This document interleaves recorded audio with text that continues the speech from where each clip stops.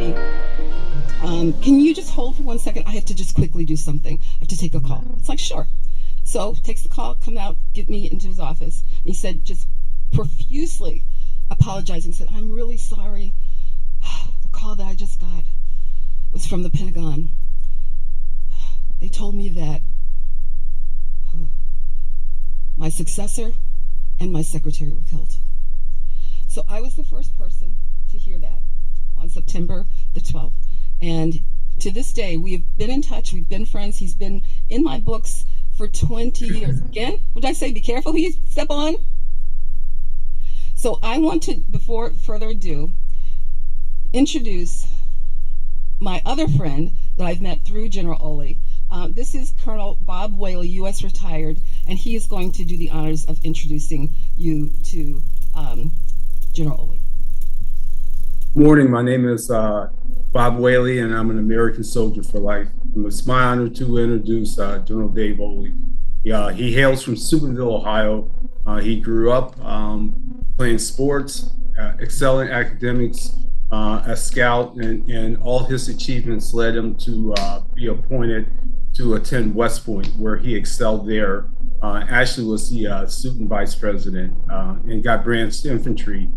Did 2 tours in Vietnam, won the Silver Star, and continued to excel within the Army, both in command and staff positions. He went to 101st. He commanded a Ranger company in Vietnam. He actually commanded a battalion in 101st and was the chief of operations there.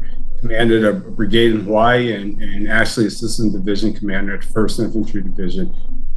His tour within the Army culminated as the chief of personnel, as Martha talked about. He's visionary to come out with programs to include Louisiana maneuvers, which really enhance our ability to fight, and also design the Army's personnel system for officer development.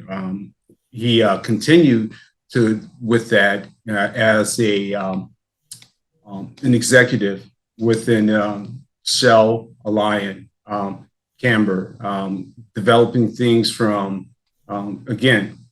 development systems for people, and also with IT and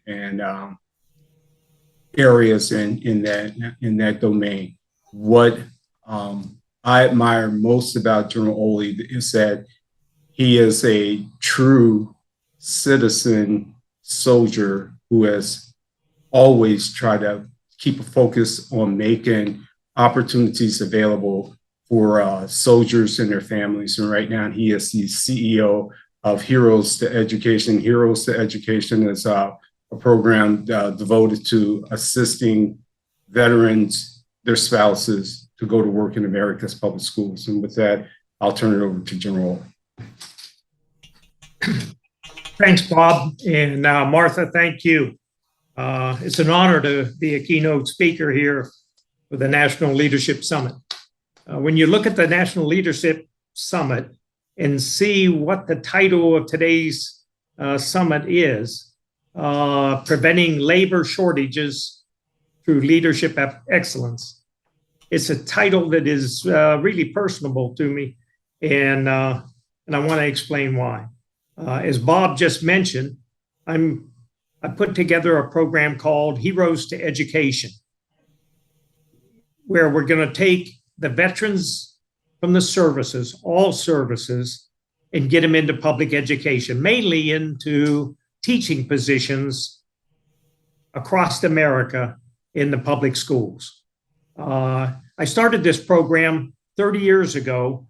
I was with the Chief of Staff of the Army, and John McCain, Senator McCain, came over to the Army and told General Sullivan, the Chief of Staff of the Army, that he wanted to create a program that would transition degreed veterans into public education. He called the program Troops to Teachers. And General Sullivan supported it. I worked some actions, and I stayed and monitored the program throughout.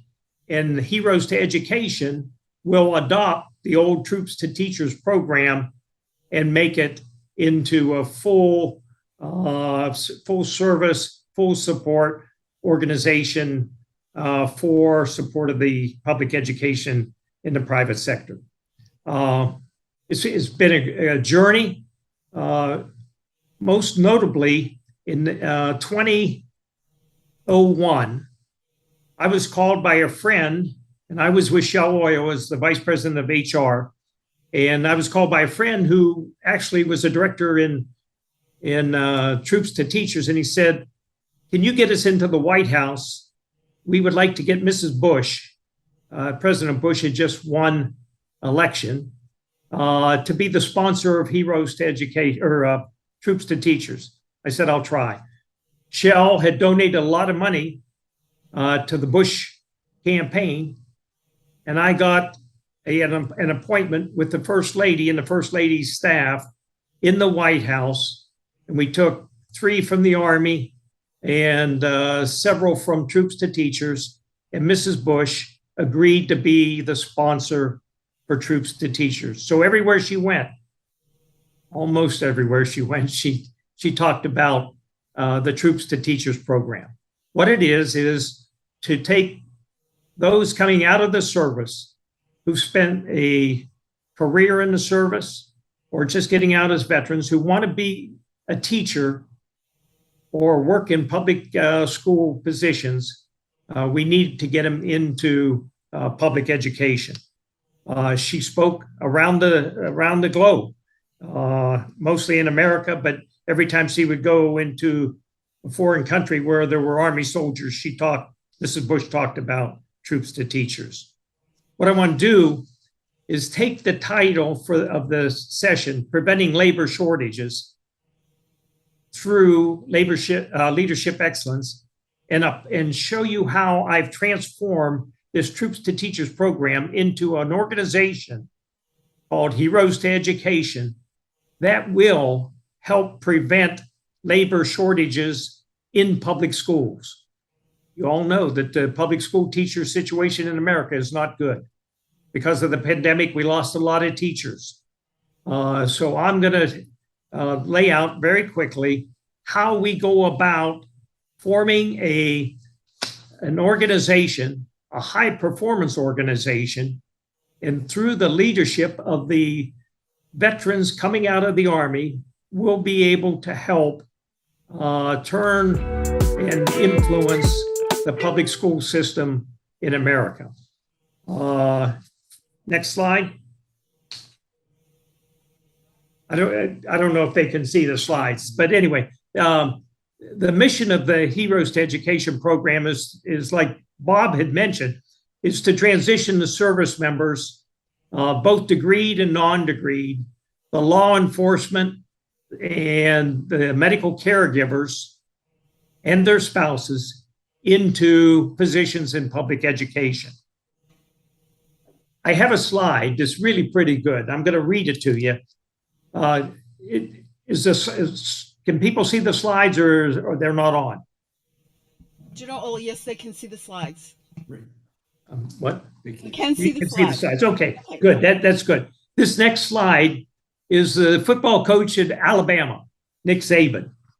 And this is a quote that I really like. "I think team chemistry comes from everybody buying into the principles and values of the organization." I totally agree. And I'm going to explain to you how we built Heroes to Education. We'll meet that mission, and we do it through creating a high-performance organization. The byproduct is that we'll help reduce the shortage of teachers and specialists in public education by creating this high-performance organization, by infusing veterans into public education system. First, next slide. This is the high-performance organization model. We are an organization that has an ethos. We have high-performance systems, and we take care of our employees. And finally, we hold everybody accountable. Let me talk about the ethos first. The next slide. There are 4 components to the ethos. cause, community, leadership ethics. This is my philosophy. The cause is that we're going to create a high performance organization with legitimacy in the eyes of all the citizens of America by doing a couple things. Number one, taking care of the veterans and the military spouses. And number two, we're going to do it by strengthening public education. We're going to be future focused. And this is really a calling for everybody involved. It's not, my motto is join the service, serve, become a teacher, and continue to serve. That's the calling that this organization has. The community is the community of the veterans and the spouses that are motivated to continue to serve the nation. It's all about service to nation. They have the discipline and drive, and they come with shared experiences, the shared experience across all the military services. And I believe the military veterans in the school systems will really be role models for the youth of America. We create a leadership environment, the continuing desire to teach, coach, and mentor the youth of America. I think that is absolutely important.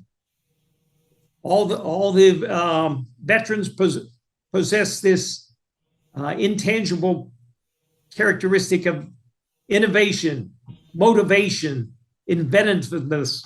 They're really high-performing veterans. They're enthusiastic, and they always try to strive to achieve their goal. Finally, the last part of the ethos is ethics.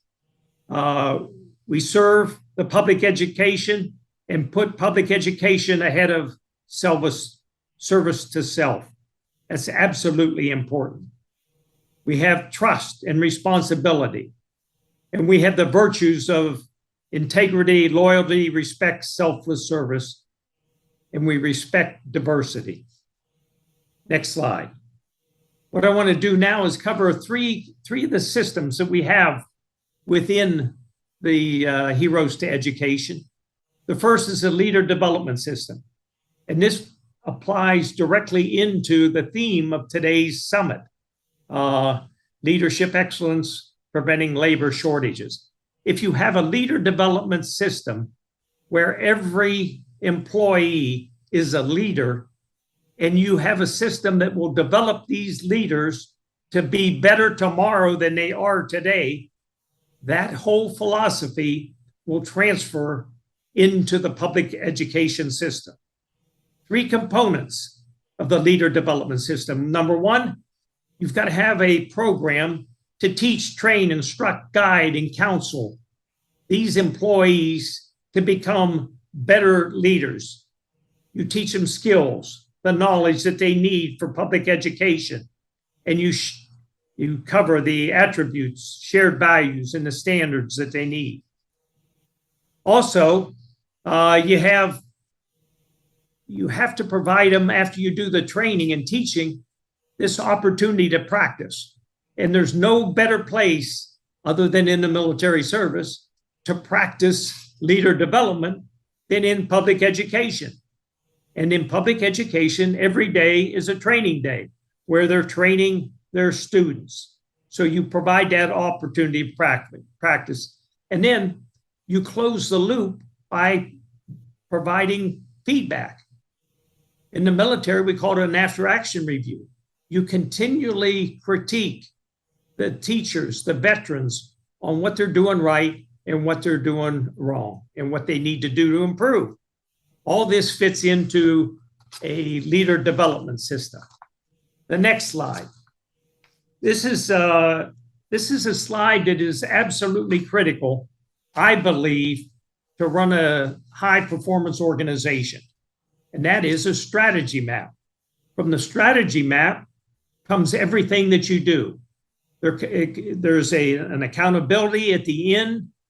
After you measure all your goals and objectives and initiatives, whereby you know exactly how you're making a difference in public education. As you can see, we list our goals, our major objectives, and objective 3 on the chart is professional and leader development. We list it as a major objective for our organization in public education. And you can see that we've highlighted it. On the bottom, a supporting objective, and I just want to mention this, we will have a program because not all veterans have teaching degrees. And to become a teacher in public education, you must have a teaching certificate. So we have a program that we have initiated. We're working with the Ohio State University and Western Governors University, an online university, to provide a system called ARL, Alternate Route Licensure, which we will take veterans a month before they leave the service, give them an online course, and get them a conditional certificate so they can, when they leave the military, they can go right into public education and become teachers in the public school system. And then they'll have a 2-year program after they start to teach, whereby they'll be able to finish the requirements and become a fully certified teacher in the education.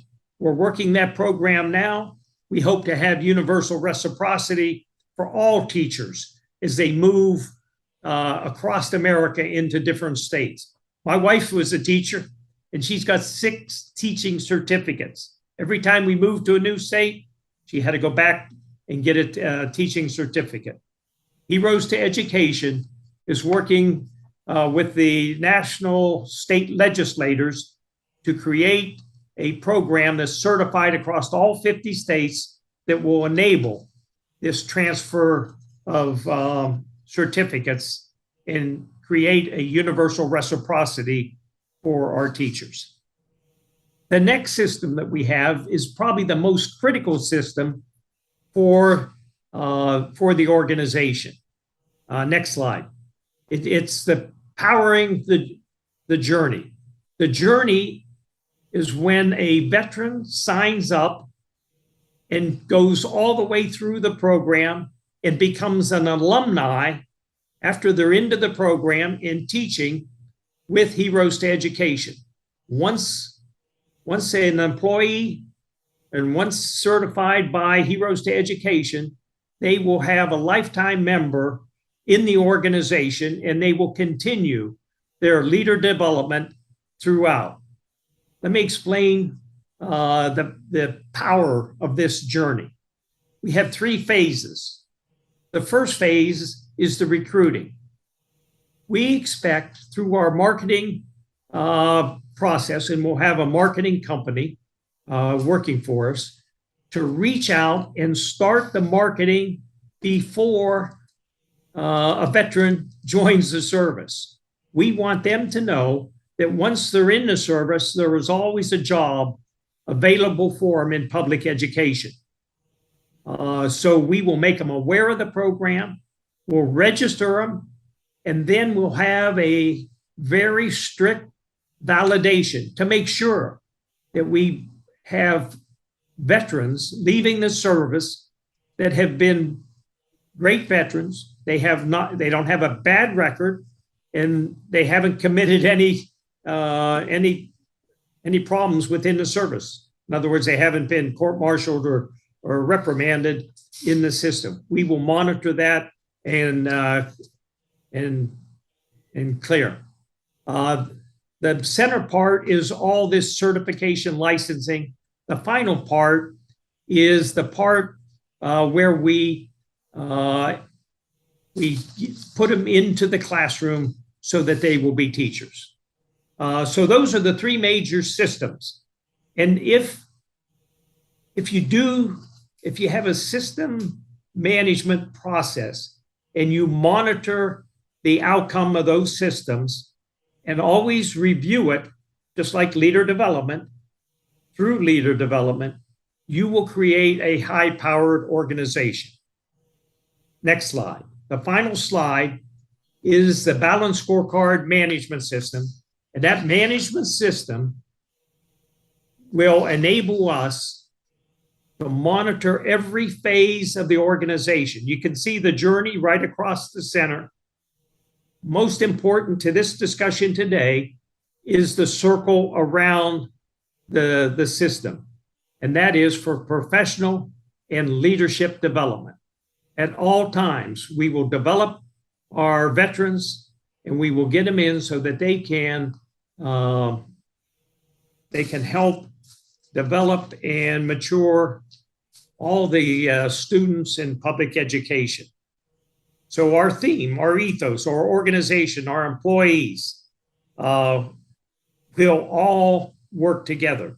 What I haven't talked about is how we take and reward the participants. We will have an award program.